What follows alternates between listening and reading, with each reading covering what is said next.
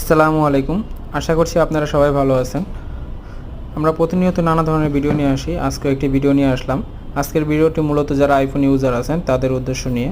আপনারা দেখতে পারতেছেন আমার হাতে একটি ফোনটির মডেল হলো 13 Pro Max। ফোনটি হঠাৎ করেই ইয়েলো হয়ে গেছে। একটি কাস্টমার আমাদের কাছে নিয়ে আসছে। তো আপনারা আমাদের পাশে থাকেন এবং দেখেন এই কাজটি আমরা কীভাবে সম্পূর্ণ করি।